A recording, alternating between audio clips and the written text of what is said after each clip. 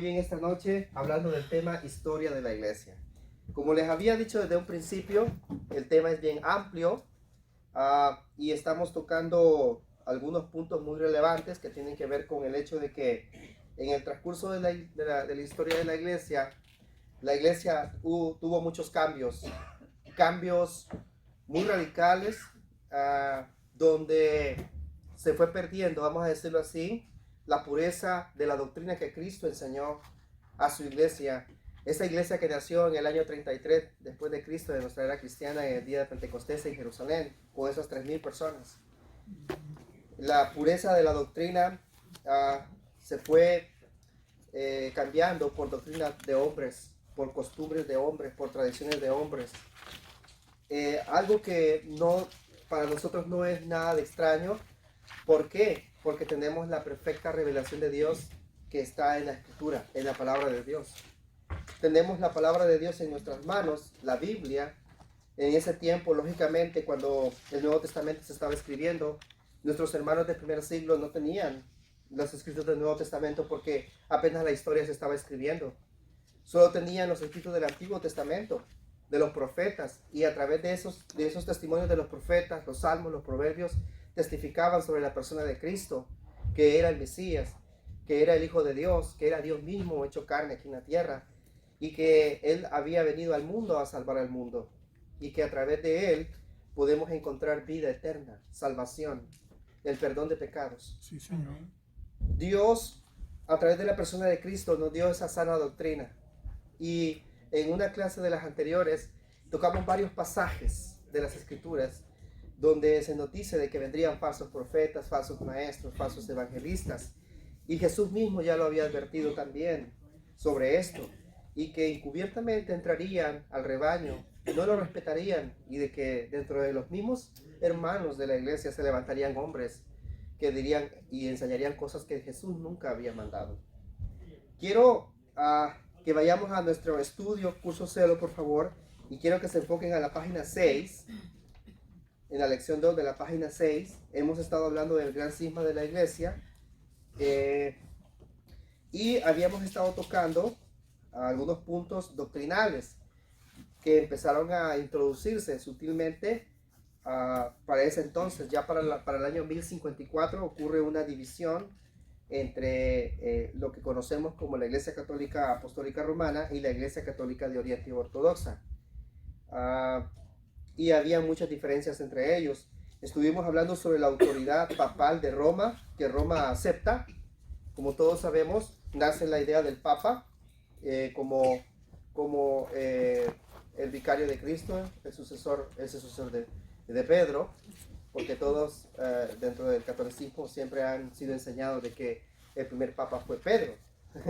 Sí. Entonces, nosotros sabemos de que la Biblia enseña que Jesús constituyó a unos profetas. Sabemos quiénes son los profetas, a otros apóstoles, sabemos quiénes fueron los apóstoles, a otros evangelistas, a otros maestros, pero en ninguna parte de la Biblia habla sobre el papado, sobre el papa. El papa es una instrucción doctrinal no bíblica, no enseñada por Cristo, sino enseñada por el hombre, ya que estaban buscando la forma de cómo delegar una autoridad visible en ese tiempo a una iglesia que no era la iglesia que Cristo había comprado con su sangre, sino una iglesia donde se estaba imponiendo el pensamiento del hombre, el dogma del hombre. Y lógicamente eso trajo consigo muchos problemas dentro del cuerpo de la iglesia. Una iglesia que tenía una relación con el Estado y que hacía todo lo que el Estado le decía que hiciese. Y hemos hablado en otras ocasiones de que esto también se hacía con el objetivo de poder manipular las masas, de poder controlar los problemas, las dificultades sociales, políticas, económicas que hubiesen en algún país o alguna nación. Siempre desde ese tiempo, desde que la Iglesia Católica fue reconocida como la Iglesia del Estado, Constantino, que ya lo estuvimos hablando en el Concilio de Nicea en el 325, y luego de la caída de Roma en el 476 después de Cristo, profecías que habían sido profetizadas por la palabra de Dios en el Antiguo Testamento y que se cumplieron como Dios lo había dicho. El reino de Cristo iba a prevalecer siempre. Estos reinos serían destruidos, pero como dice Daniel 2:44, el reino del Señor iba a permanecer para siempre, que tiene que ver con la iglesia. En el transcurso del tiempo hemos aprendido de que Dios siempre ha guardado y ha mantenido un remanente fiel. Amén. Amén. El remanente fiel, como muchos lo conocen, son aquel grupo de personas que en ningún momento doblaron su rodilla ante la doctrina de los hombres, ante el pensamiento del ser humano. Son aquel grupo de personas que preferían mejor morir por la causa de Cristo antes que hacer la voluntad del hombre. Los apóstoles murieron por la causa de Cristo y por la doctrina de Cristo. Yeah. Todos los discípulos que vemos nosotros en el Nuevo Testamento, e incluso los mismos profetas del Antiguo Testamento, murieron por la causa de Dios.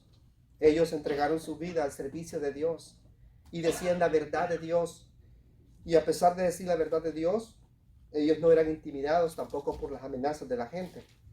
Y a pesar de que los discípulos eran amenazados por la gente, amenazados por los propios sacerdotes, amenazados por los fariseos, por los saduceos, por los escribas y los ancianos, a pesar de ser amenazados, ellos siempre seguían hablando la verdad de Dios. Amén. Y por la verdad de Dios, ellos dieron su vida hasta la muerte. Entonces, esa verdad que ellos sembraron en el corazón de esa iglesia que nació en el año 33 después de Cristo, en Jerusalén, con esas 3,000 personas, esa pureza de esa iglesia se mantuvo. Muchos se preguntan, pero ¿qué pasó con esa iglesia? ¿Qué pasó con ese grupo? Acuérdense de la promesa que Jesús hizo. En Hechos capítulo 1, versículo 8, le hacen una pregunta al Señor: ¿restaurarás el reino de Israel en este tiempo? Y Jesús les dice: no les toca a ustedes saber los tiempos y los sazones en que vuestro Padre Celestial ha puesto en su sola potestad. Pero también le dice, pero me serán testigos en toda Jerusalén, en toda Judea, en toda Samaria y hasta lo último de la tierra. Es decir, ese remanente fiel de hermanos y hermanas que profesaban la fe de Jesús, la doctrina sana de Cristo, la pureza de la doctrina, ellos empezaron a ser dispersados por las persecuciones, y a donde quiera que iban, dice la Escritura, ellos predicaban el Evangelio de Jesús. Vemos a Felipe en Samaria, Hechos capítulo 8, donde él está ahí predicando el verdadero Evangelio. Habían hombres como Simón el Mago, que decía que lo que él hacía era el gran poder de Dios, y confundía a la gente en Samaria y la engañaba. Y no era nuevo, porque siempre ha habido gente que engaña a otras personas. Lo que quiero decir es que llegando ya al año 1054, ya han pasado más de 700 años, más de 700 años de historia, y muchas cosas sucedieron en ese tiempo. Entonces, la introducción de estas doctrinas, que no son de Cristo, sino del hombre. La autoridad papal que Roma acepta, uno, mientras que Grecia la desconoce y la rechaza. Hablando de la doctrina de Oriente y ortodoxa. La doctrina del purgatorio, estuvimos hablando la semana pasada sobre este punto del purgatorio. La Iglesia Católica dice que existe el purgatorio, pero el purgatorio no es bíblico, si lo vemos a la luz de la Biblia. Tiene que ver mucho también con el pecado original, si el hombre nace con pecado desde un principio. Y hemos visto a la luz de la Biblia que Dios no creó al hombre con pecado. Amén. Sino que el hombre se pervierte por su desobediencia. Y hemos aprendido que el hombre peca desde el momento en que aprende a entender el uso entre el bien y el mal. El hombre peca desde su juventud, como lo que ocurrió en el tiempo de Noé.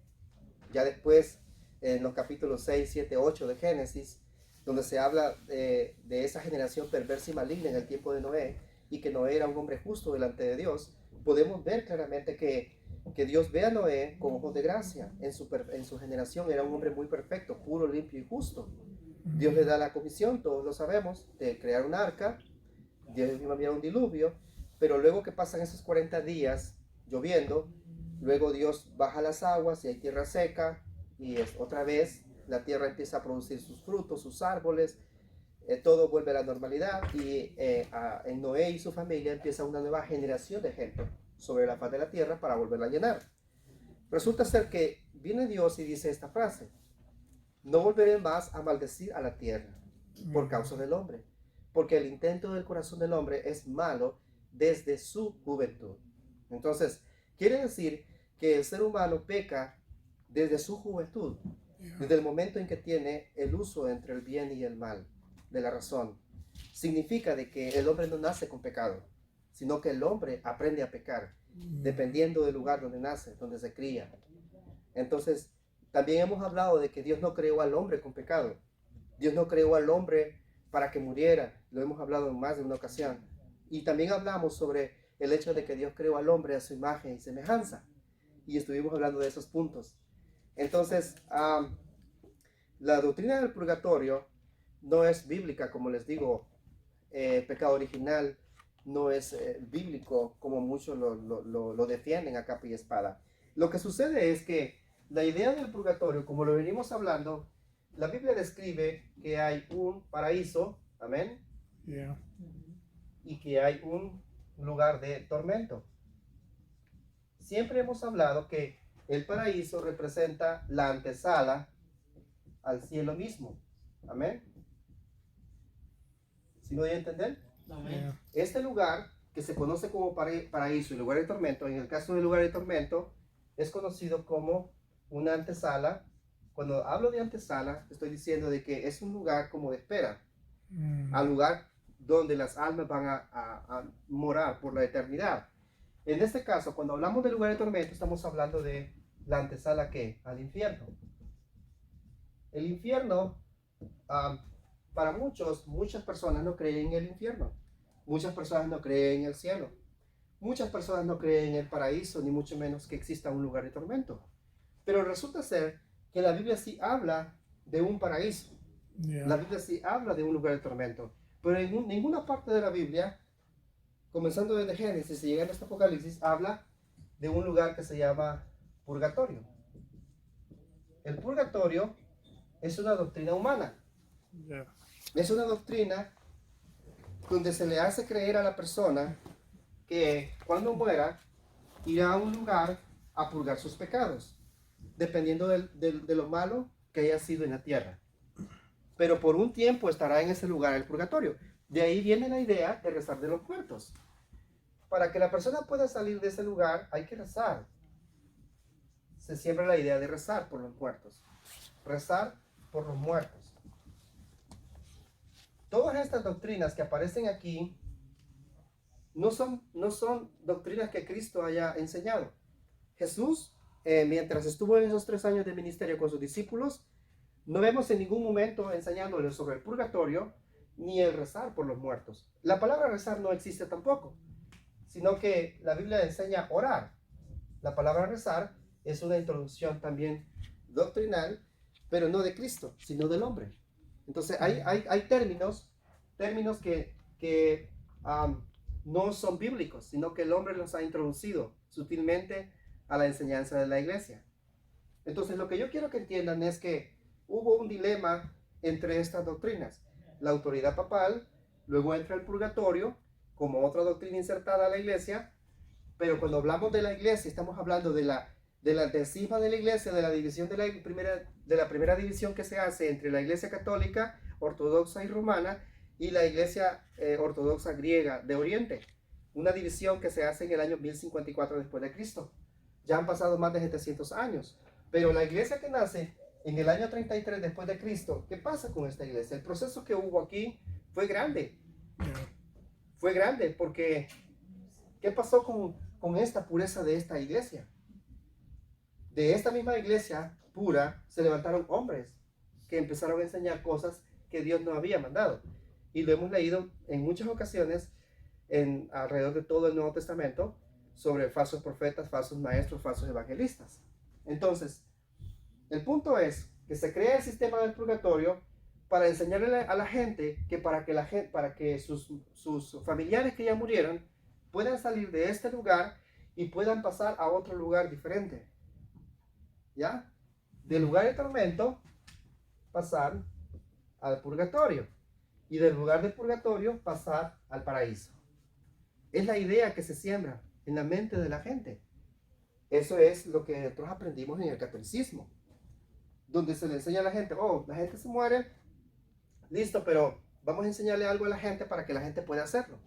Vamos a enseñar a la gente a orar por los muertos, a rezar por los muertos, para que sus familiares puedan salir de ese lugar de tormento, pasen al purgatorio y después del purgatorio puedan pasar al paraíso. Mentira. Eso es una falsa enseñanza. Porque Jesús no enseñó esto. Está la insurgencia también ahí. Exacto. En el medio está el pago de indulgencias, que tiene que ver con las bulas papales que el Papa daba, donde se le exoneraba a la persona de pecado. Así de sencillo, el Papa enviaba un comunicado escrito por él y sellado por él, y aquella persona que compraba esa indulgencia podía adquirirla a un buen precio de dinero con el objetivo de decir estoy eximido. Es decir, ya el Papa dijo que yo puedo vivir mi vida y como ya tengo este documento en mis manos, no importa cómo yo hago con mi vida. Así que si yo me muero alcohólico, si yo me muero como yo quiera morirme, it's good. Te estoy hablando de las ideas que se empezaron a sembrar en ese tiempo. Y hasta el día de hoy hay muchas ideas de estas. Entonces, lo que yo quiero que entendamos es que la idea del purgatorio no es bíblica. ¿Sí me voy a entender? Que hay dos conceptos que debemos de aprender de lo que Jesús nos enseñó. Jesús nos enseñó que existe un lugar de tormento, que es una antesala al infierno, y que existe un lugar que es el paraíso, que es una antesala al cielo mismo, y que este lugar es el paraíso y el lugar de tormento se conoce como el Hades o el Seol.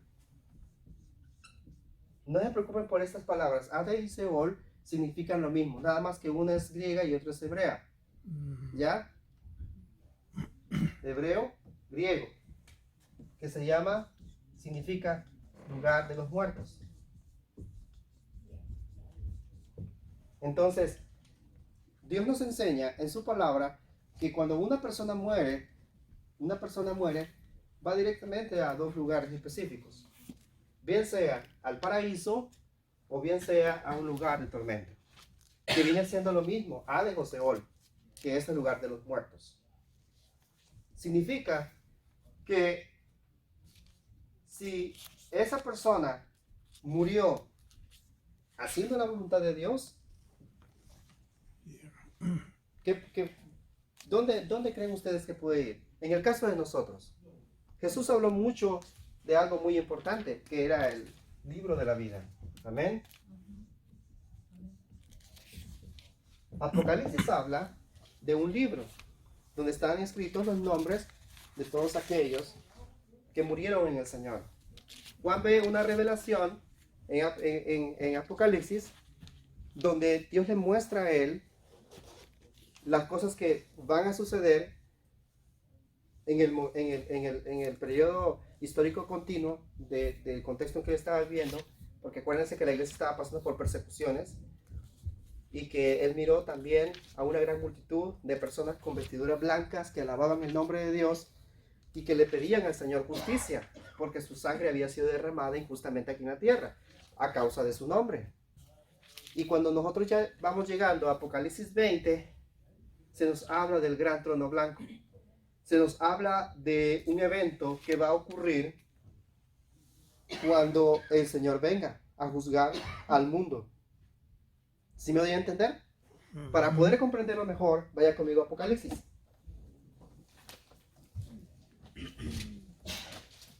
Vaya conmigo a Apocalipsis, capítulo 20, y vamos a leer desde el versículo 11 en adelante.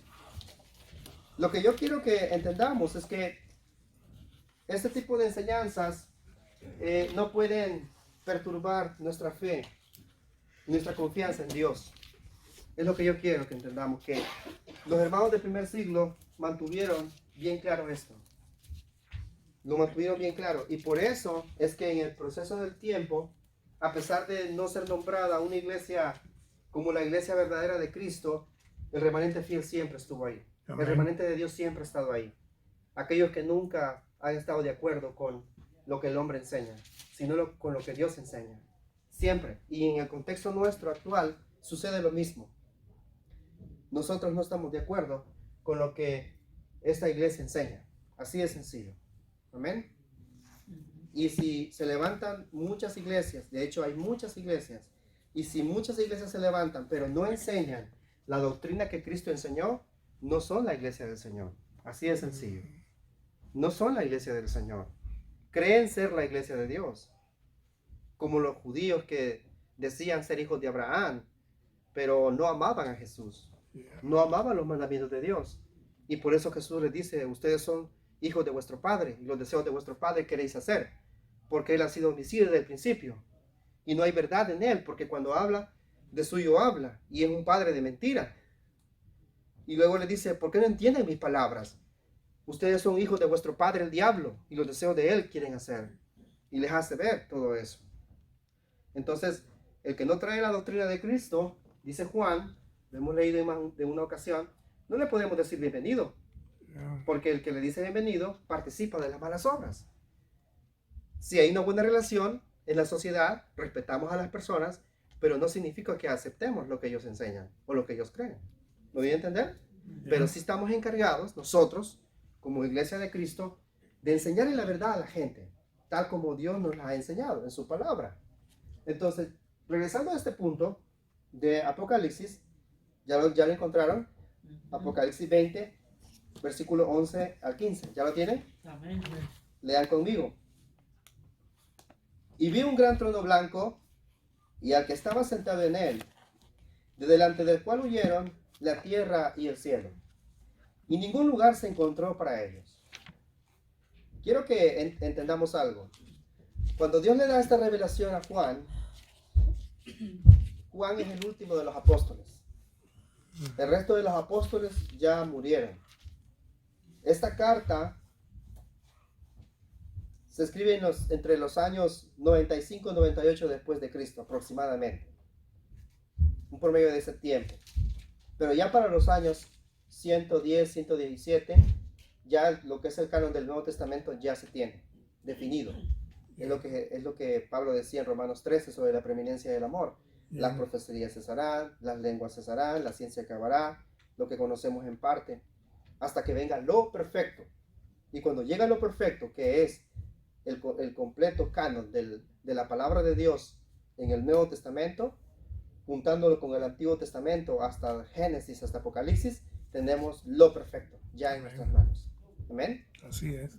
Faltaba nada más lo nuevo, que es el Nuevo Testamento. Y ya con esto tenemos lo perfecto, que es la palabra de Dios. Entonces, quiero que vean ustedes que cuando Juan describe esto, Dios le está dando esta revelación a él. Y dice, y vi un gran trono blanco y al que estaba sentado en él. Ok, ¿quién está sentado en ese trono blanco? Cristo. Amén, amén. Y Él es Dios, de delante del cual huyeron la tierra y el cielo, y ningún lugar se encontró para ellos. Lo que se ve aquí, tierra y cielo, es la tierra y el cielo que vemos nosotros. Es decir, Dios le está dando una revelación a Juan de lo que va a ocurrir hacia adelante. Le da una información de lo que es, de la esperanza que Dios le da a la iglesia por las tribulaciones que tiene, pero también le da un enfoque de que hay algo especial para la iglesia que no es aquí en la tierra, sino en el reino de Dios. ¿Me doy a entender? Amén. ¿Por qué? Porque la vida aquí es temporal, es pasajera, y algún día lo que vemos, la tierra, el mar, los árboles, los animales, el mismo ser humano, algún día dejará de existir. Todo lo que vemos nosotros en nuestro globo terráqueo, en nuestro sistema solar, algún día dejará de existir, porque el Señor lo dijo en 1 de Pedro 3, recuerden, 3:20 dice que Dios no retarda su promesa como algunos la tienen por tardanza, sino que es paciente para con nosotros, no queriendo que ninguno perezca, sino que todos procedan al arrepentimiento. Amén. Y los elementos ardientes serán deshechos y destruidos, y todo lo que está en la tierra. Y después dice Pedro, sabiendo estas cosas, amados míos, ¿cuánto más debéis vivir piadosamente, santamente, en la presencia de Dios? Sabiendo estas cosas, que estas cosas van a suceder. ¿Usted cree que esto va a suceder? Amén. Es algo que Dios nos está diciendo, es algo que ya Dios nos está advirtiendo. Eso es un warning para nosotros de lo que Dios está yendo a hacer con la tierra y el ser humano. Pero la esperanza para la iglesia, la esperanza para todos aquellos que aman y esperan en el Señor y guardan la doctrina de Cristo y la enseñanza que Cristo dio, Dice el versículo 21. Y vi a los muertos, note usted lo que Juan está viendo, lo que el Espíritu de Dios le da a Juan. Y vi a los muertos, grandes y pequeños, de pie ante Dios. Y los libros fueron abiertos. Y otro libro fue abierto, el cual es el libro de la vida. Y fueron juzgados los muertos por las cosas que estaban escritos en los libros, según sus obras. ¿Sí están conmigo? Yeah. ¿Sí me doy a entender lo que quiero darles a explicar? Dios está diciendo que Él tiene libros.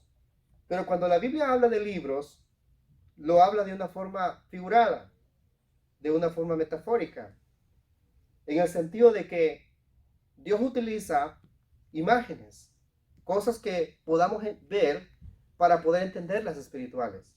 Porque si Él nos explicara las espirituales, espiritualmente no las podríamos entender. Y aún teniendo figuras que nosotros podemos entender, nosotros sabemos, por ejemplo, escuchar tierra, sí sabemos que es tierra. Cielo, sí sabemos que es cielo, porque lo podemos ver. Muertos, sí sabemos de que la gente muere. Grandes y pequeños, ese concepto lo entendemos, porque hay gente que muere grande, gente que muere pequeña.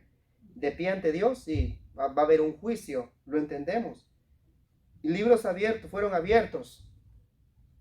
¿Ok? Dios utiliza esto para enseñarnos y decirnos, todo está en la mente de Dios. Amén. Todo está bajo control. Es decir, la Biblia describe también que nuestros cabellos también están contados.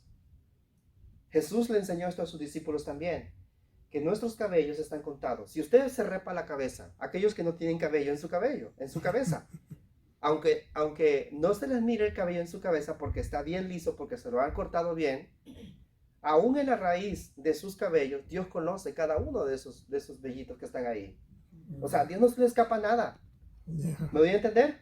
Amén. Dios lo ve todo. Él nos hizo a su imagen y semejanza. Él nos diseñó. Entonces, lo que Dios nos está enseñando aquí es algo espiritual.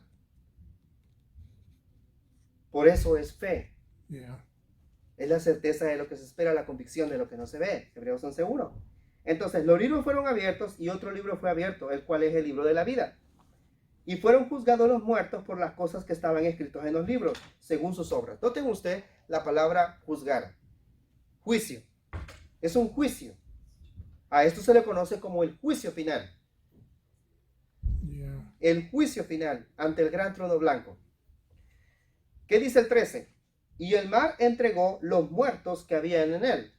Porque en el mar, desde que la tierra fue creada, miles y millones de seres humanos han muerto en el mar.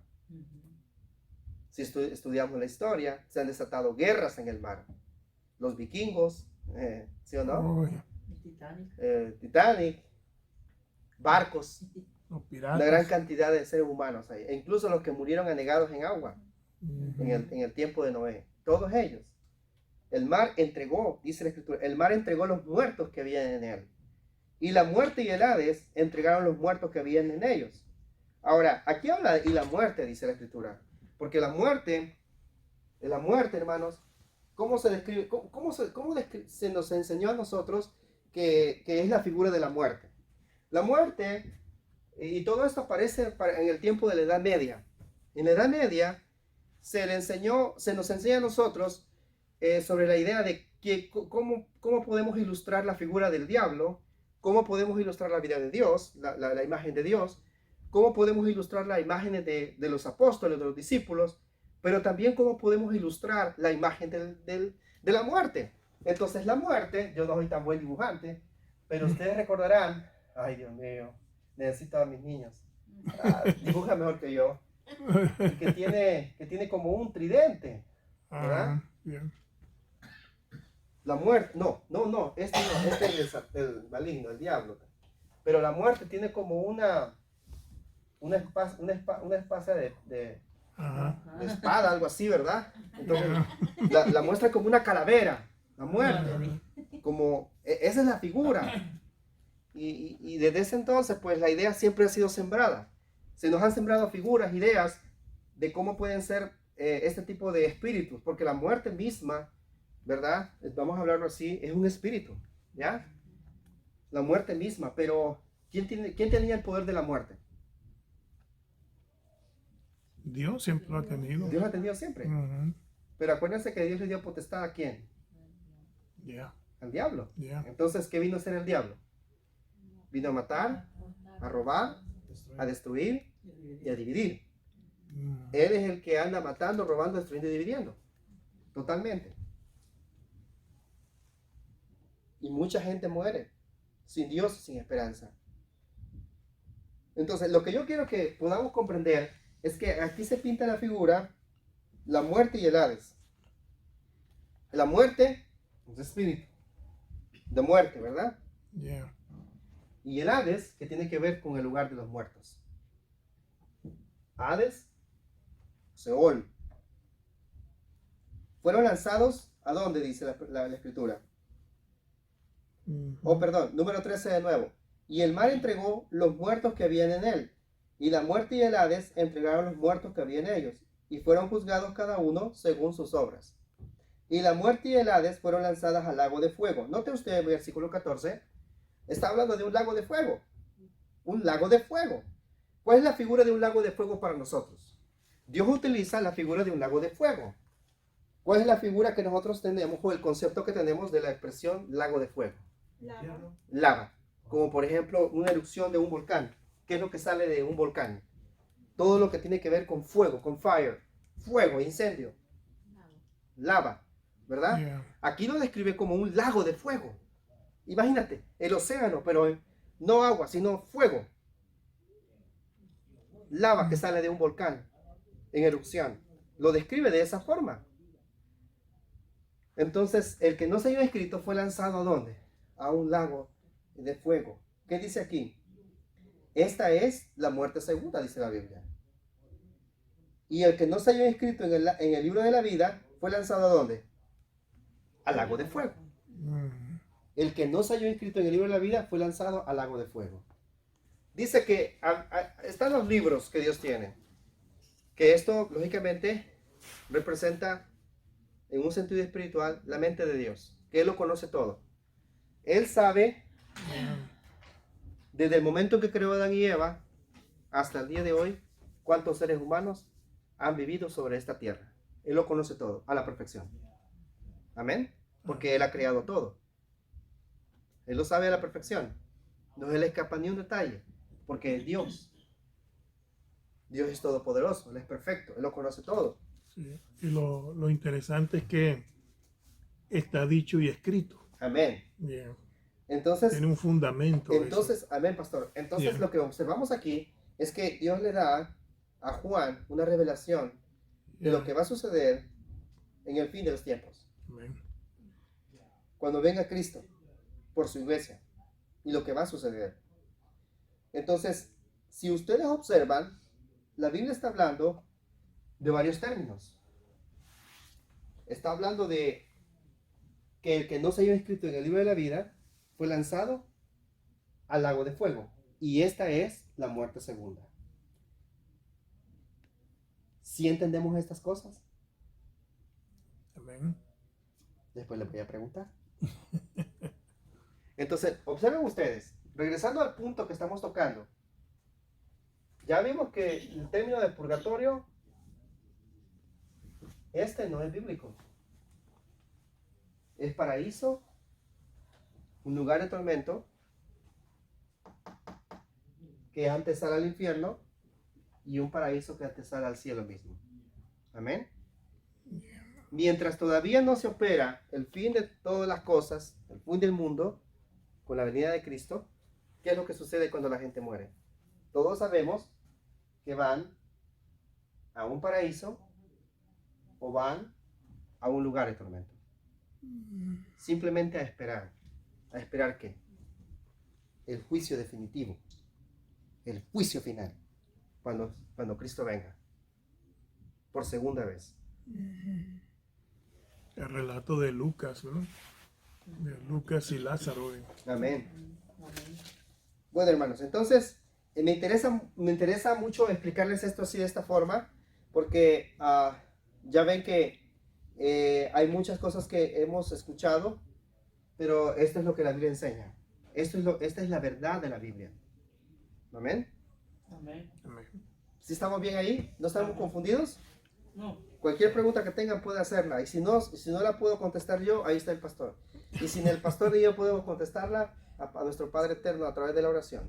Amén. Saben que nosotros no tenemos todas las respuestas, Ujú. pero sí tenemos las respuestas bíblicas. Amén. Amén. Sí hay respuestas bíblicas. Las preguntas que no se puedan contestar humanamente, solamente nuestro Padre las tiene. Amén. Amén. Yeah. Ok, entonces, para continuar, el tiempo es oro. Ya hablamos un poco de la autoridad papal. Hablamos un poco de la doctrina del purgatorio. Y vimos que no es bíblica. El otro punto era el punto del pecado original. Ya hablamos un poco del pecado original también. El otro punto era de la transustanciación. Oh, yeah. La transustanciación es una doctrina que también se introduce en la iglesia, en el sentido de que ustedes recuerdan que cuando Cristo participó de la cena, la última cena antes de ser entregado,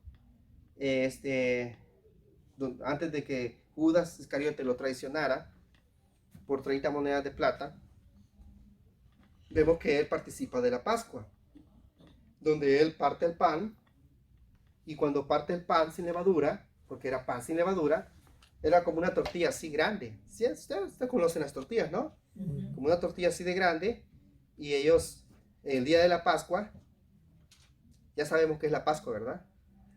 No les voy a dar más detalles sobre esto por el tiempo, pero en ese día ellos recordaban la forma en que Dios había liberado al pueblo de Israel de la esclavitud de los egipcios. Yeah.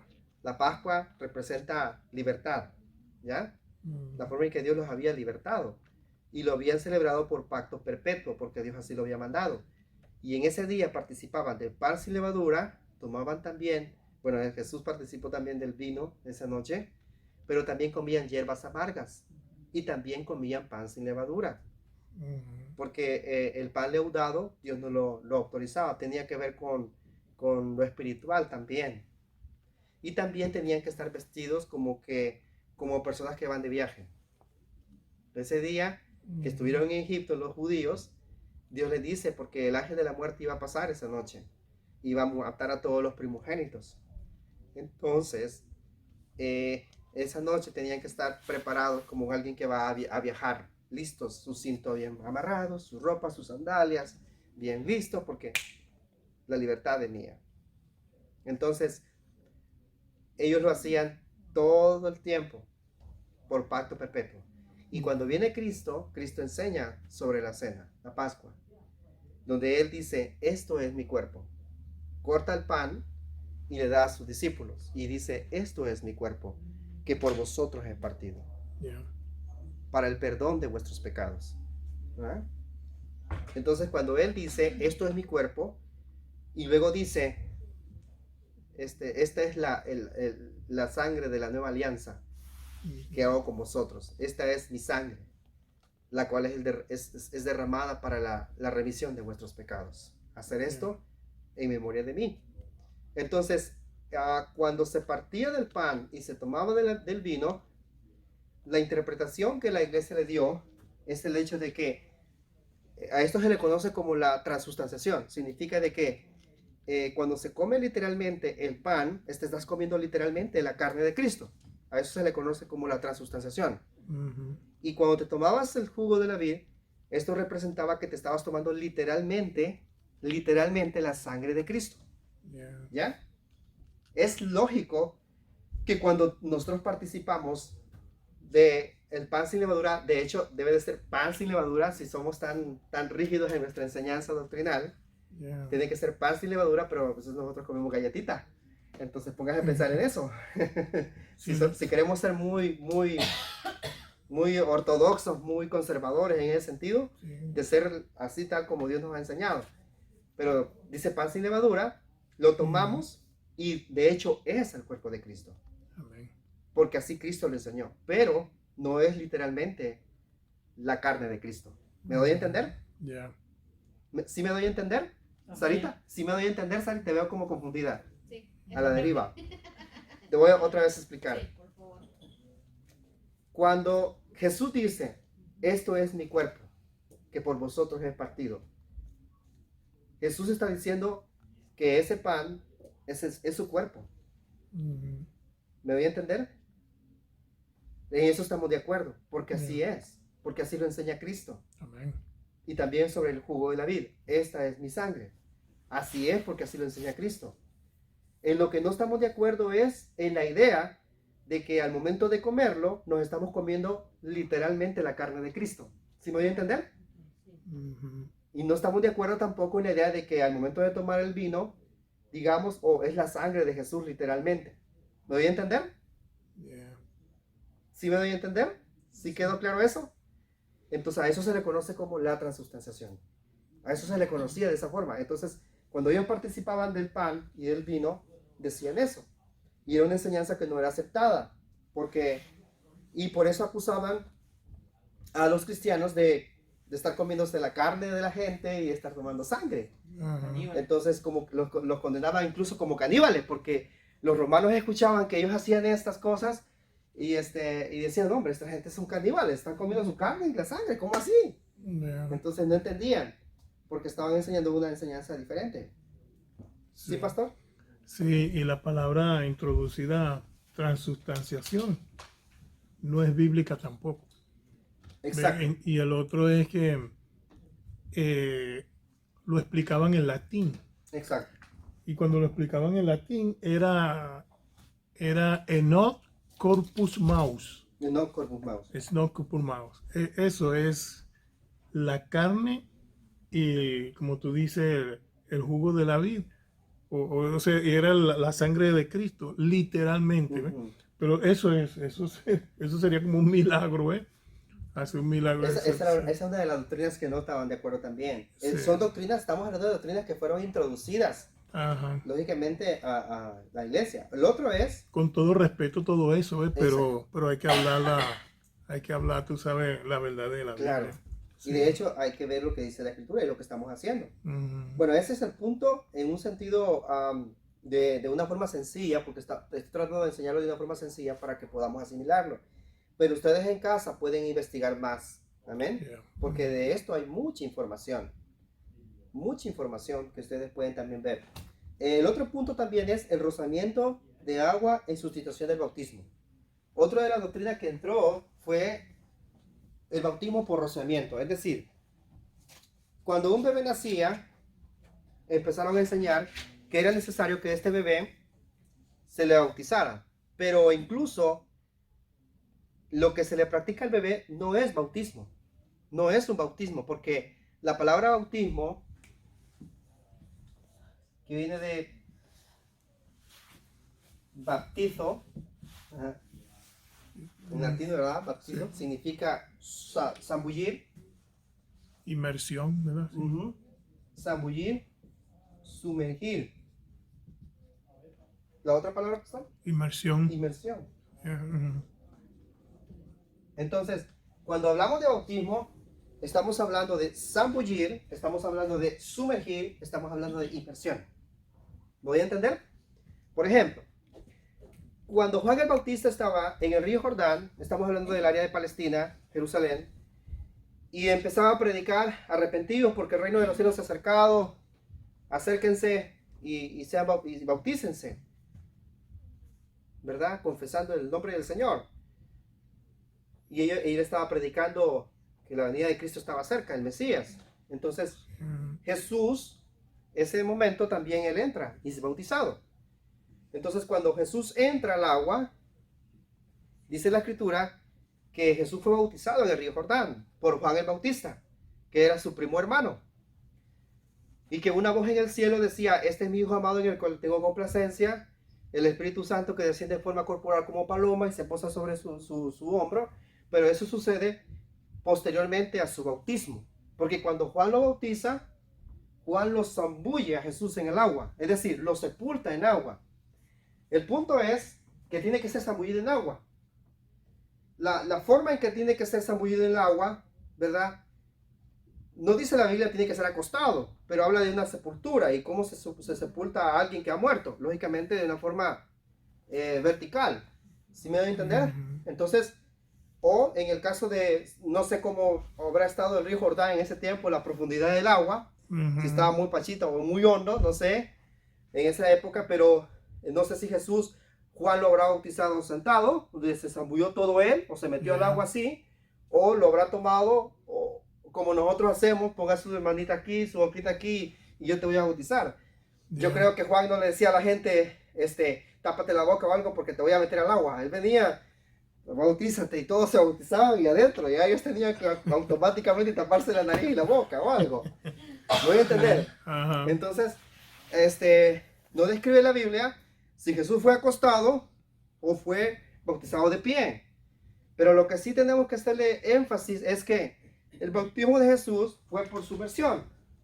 Fue una forma de zambullir, por inmersión. Entonces, eso es bautismo. Ahora, cuando venimos a este tiempo ya, de este tipo de doctrina, estamos hablando ya de más de 700 años, después del concilio de Nicea en el 325, donde ocurre el cisma de la iglesia, división de la iglesia católica ortodoxa romana, de la iglesia griega, también una división grande, donde no se comparten diferentes enseñanzas, y estas son algunas de ellas. Había una división de pensamiento. Entonces aparece la idea de la aspersión. Entonces, ¿por qué los bebés? Porque se consideraba que el ser humano nacía con el pecado original. Entonces, como el ser humano nace con el pecado original, es necesario tomar a los bebés y bautizarlos. Porque si ellos mueren pequeños, se tenía la idea de que ellos iban al limbo o a un lugar desconocido. Pero bautizándolos ya era algo diferente. Pero también en el proceso se fue creando la idea de padrinos. Se fue creando la primera comunión, la confirmación, cumplir los 7 sacramentos, como dice la iglesia, ¿verdad? Pero a la luz de la Biblia no habla de padrinos, también, no habla de primera comunión, no habla de confirmación, no habla de catequesis, no habla no habla del rosario, no habla de la camándula, que va a estar ahí la persona, hablando con su cursita, con su aquí y allá. No lo dice. Es decir, seamos realistas. Y hubo indulgencia ahí también. Exactly. Entonces, si la Biblia no lo dice, si no vemos a Jesús haciendo eso, ¿por qué nosotros lo vamos a hacer? ¿Y por qué lo vamos a aceptar? ¿Ya? Entonces, la iglesia pura que Cristo compró en el día de Pentecostés, en el año 30 de la era cristiana, tuvo cambios radicales. Porque hasta el día en que los apóstoles murieron, ellos eran celosos de la doctrina, celosos de la enseñanza, y no permitían que nadie enseñara una doctrina diferente. Y si alguien venía con una doctrina diferente, Pablo decía, si un ángel del cielo, si otra persona viene y les enseña un evangelio diferente, el tal sea anatema. Y por eso, cuando llegamos nosotros a la Reforma Protestante entre los años 1500, 1400, 1500, 1400 y algo, descubrimiento de las Américas, y 1500 en adelante, ya lo que es la Reforma Protestante, donde aparece Martín Lutero, Juan Calvino y otros más en la historia, la misma iglesia católica, griega, ortodoxa y romana, ven a estos curas que se levantaban en contra del sistema de la iglesia católica, los miraban como herejes, con un dogma doctrinal diferente. Y entonces tenían que retractarse de esas enseñanzas, o si no los iban a quemar vivos o los iban a matar. Entonces muchos de ellos murieron porque no aceptaron lo que la misma iglesia estaba enseñándole al pueblo. Durante muchos años engañaron a la gente. Cuando se conquistan lo que son nuestras tierras aquí en América, lógicamente para ese entonces ya existía el conocimiento sobre Dios, pero el conocimiento que se tenía cuando vinieron aquí a las Américas era el conocimiento católico, porque eso es lo que existía en ese tiempo. Cristóbal Colón era católico y la reina Isabel de España era la que patrocinaba todos los viajes al nivel de todos los continentes para que ellos los pudieran descubrir. Incluso no sabían que habían más tierras o más continentes. Era patrocinado, y por eso aparece ahí en la historia la niña, la Pinta y la Santa María, que son las 3 calaveras que llevaba él. Y cuando llegan ya a las Américas, lógicamente se introduce el catolicismo a las Américas. ¿Me voy a entender? Yeah. Y a la fuerza hicieron que nuestros indígenas asimilaran esto a la buena o a la mala. Y como no querían a la buena, pues a la mala. Y si no, a saquear, porque dieron a saquear el oro, la plata, el cobre, los metales preciosos, vinieron a matar, a violar, hicieron como les daba la gana. Y se llevaron a las princesas, a las doncellas, para allá. Y ahí viene el mixteo de razas, ¿verdad? El mixteo de la realeza con una clase de otras. Les cambiaban espejo por oro. Y no hablando también de los frailes, porque aparecía ¿verdad? Los señores frailes también, que tenían en su poder a otras personas, sirvientes, tenían colonias. Los curas ganaban mucho money, ¿verdad? Del pueblo, ¿sí? Entonces los aztecas y los mayas y toda esa gente de indígenas Sí, eran también que no estaban adorando entonces dioses falsos. claro que sí. Entonces Sí. que no era algo bueno que eso también les pasó porque toda la gente que sacrificaban Sí, en sí. los templos. De hecho, todo ocurre con un propósito. Todo ocurrió con un propósito, lógicamente. Lógicamente, pero también en el transcurso de la historia, Dios ha venido emparejando todas las cosas, ¿verdad? Porque de una u otra forma tenían que ser conocidos. Lo que estoy diciendo es que se emplearon métodos muy drásticos para enseñarle a la gente lo que yo quería que tú aprendieras. ¿Me voy a entender? Sí. Sobre eso es un buen punto. Es uno a favor, porque se introduce la idea de Dios, ¿ya? Sí, un cambio por- Pero lo que no estamos de acuerdo es la forma en que se hizo. Amén. De eso estamos tratando de enfocarnos, pero lo otro sí. Good. Amén. Amén. Ok, hermanos, vamos a dejarlo aquí por hoy y vamos a continuar, si Dios quiere, la próxima semana con nuestro estudio Curso Cero. Dios les bendiga a todos. Amén.